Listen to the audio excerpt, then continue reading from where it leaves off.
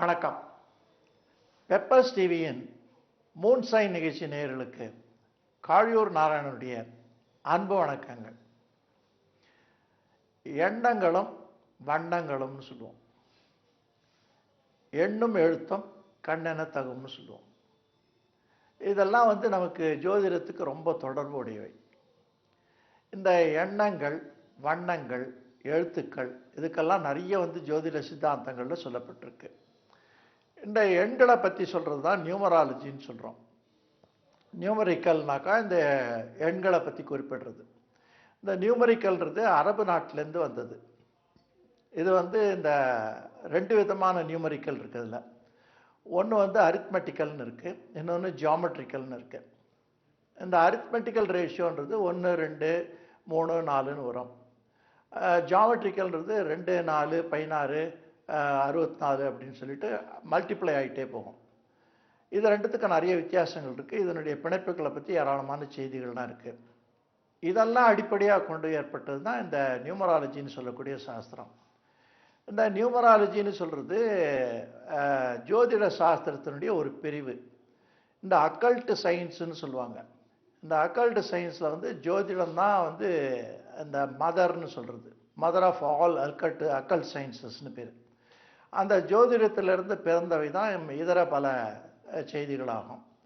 குறிப்பாக இந்த நியூமராலஜின்னு சொல்கிறது, பாமிஸ்ட்ரின்னு சொல்கிறது, ஃபேசியாலஜின்னு சொல்கிறது, ஃப்ரனாலஜின்னு சொல்கிறது, கலர் சைக்காலஜின்னு சொல்கிறது, டேரட் கார்ட் சிஸ்டம்னு சொல்கிறது, பேரட் ஆஸ்ட்ராலஜின்னு சொல்கிறது, சோழி ஜோதிடம்னு சொல்கிறது, ஓலைச்சுவடி ஜோதிடம்னு சொல்கிறது. இப்படி பல வகையான ஜோதிட சித்தாந்தங்கள் இதில் ஏற்பட்டிருக்கு. இது எல்லாத்துக்கும் மூல முக்கியமானது பேரண்டலாக சொல்லக்கூடியது அஸ்ட்ராலஜின்னு சொல்கிறது. ஆஸ்ட்ரல் ஆப்ஜெக்டை சொல்லிட்டு அஸ்ட்ரானமியை வச்சுட்டு சொல்லக்கூடிய ஒரு சாஸ்திர கணிப்பாகும். இந்த ஆஸ்ட்ரல் ஆப்ஜெக்டை சொல்லக்கூடியது அஸ்ட்ராலஜின்னு சொல்கிறோம். இந்த ஆஸ்ட்ரல் ஆப்ஜெக்டுக்கு முக்கியமான கச்சா பொருள் எதுன்னு சொன்னால் அதுக்கு வானிலை சாஸ்திரமும் இந்த கணக்கு சாஸ்திரமும், இந்த ரெண்டையும் அடிப்படையாக கொண்டது தான் இந்த கால்குலேஷன் மெத்தட் அண்ட் அஸ்ட்ரானமிக்கல் ஸ்டடின்னு பேர் இதுக்கு. இது ரெண்டையும் கொண்டது தான் ஜாதக கணிப்பு, ஜாதக ப்ரெடிக்ஷன்ஸ்னு சொல்கிறோம். இதில் ஒரு இடைச்செருகலாக ஏற்பட்டது தான் நியூமராலஜின்னு சொல்கிறோம். இந்த நியூமராலஜின்னு சொல்கிறதையும் இந்த கைரேகை சாஸ்திரம்னு சொல்கிறதையும் வெஸ்டர்ன் ரீஜியன்லேருந்து நமக்கு கிடைச்ச ஒரு பொக்கிஷங்கள். அந்த வெஸ்டர்னர்ஸ் தான் இதை நிறைய கடைப்பிடிச்சிட்டு இருந்தாங்க. அவங்க தான் நிறைய பயன்படுத்திகிட்டு இருந்தாங்க. ஆனாலும் கூட இதுக்கு அவங்களுக்கு கிடைச்ச ரா மெட்டீரியல்னு சொல்லிட்டு நம்முடைய இந்தியன் அஸ்ட்ராலஜி தான். இந்த இந்தியன் அஸ்ட்ராலஜியை நம்ம பயன்படுத்தினா எப்படி கர்நாடிக் மியூசிக்கை படித்தவங்களுக்கு எந்த பாட்டு வேணால் சுலபமாக பாட முடியும். ஆனால் இந்த வேறு பாட்டுகள்லாம் பாடுறவங்களுக்கு கர்நாடிக் மியூசிக் கற்றுக்காமல் வராது. அதே மாதிரி தான் ஜோதிட சாஸ்திரம் தான் எல்லாத்துக்கும் அடிப்படை. அதில் இந்த ஜோதிட சாஸ்திரத்தில் சொல்லியிருக்கிற விஷயத்தையே தான் நியூமராலஜின்ற விஷயத்தில் அது கொஞ்சம் மாற்றி இந்த மூக்கை சுற்றி வளைச்சி தொடர்றதுன்றாங்களா அந்த மாதிரி பண்ணியிருக்காங்க. அந்த எண்ணுடைய அடிப்படையில் நமக்கு இந்த பெயர் மாற்றங்கள்னு இருக்குது. இந்த பெயர் மாற்றங்களில் நம்ம சில விஷயங்கள்லாம் இன்றைக்கி இந்த தகவலில் தெரிஞ்சுக்கிறது ரொம்ப அவசியமாக இருக்கும், உபயோகமாக இருக்கும். முதல்ல இந்த பெயர் வைக்கிறதுன்றது நமக்கு ஒரு அடையாளம்.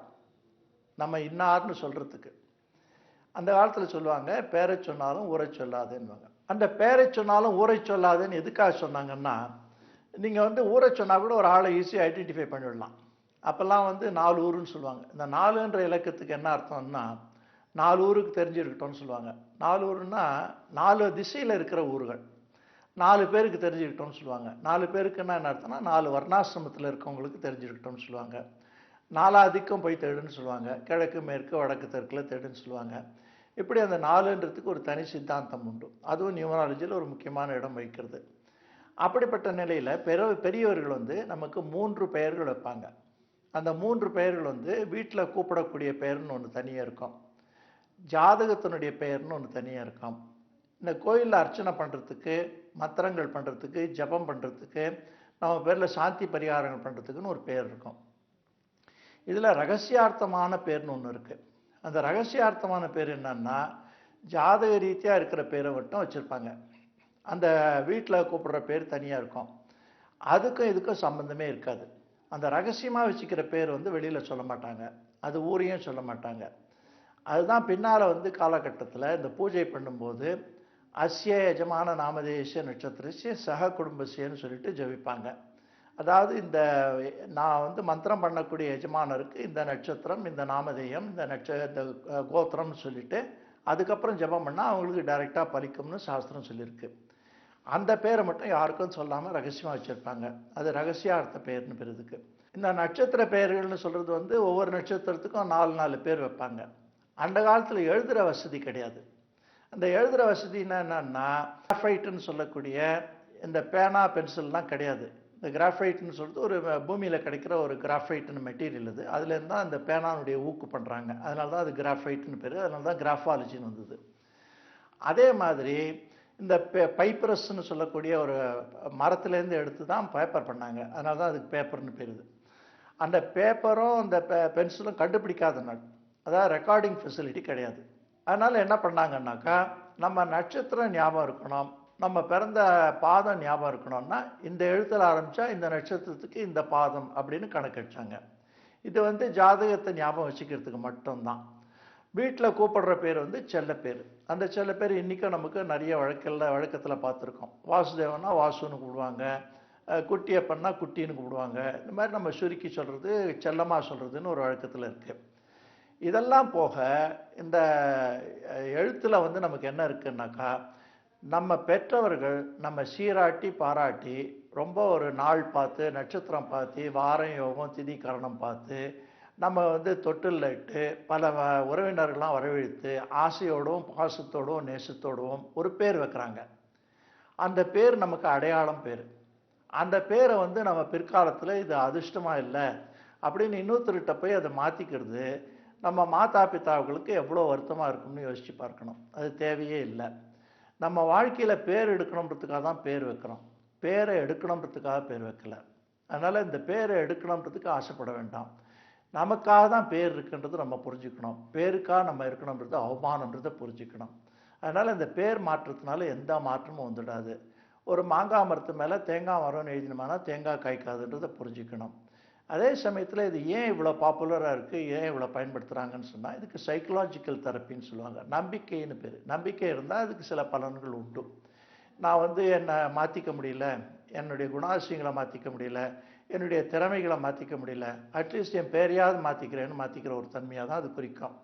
அதனால் அந்த பேரை மாற்றிக்கிட்டனால நான் இந்த பேரை மாற்றினது முன்னுக்கு வந்துட்டேன்னு சொல்லுவாங்க.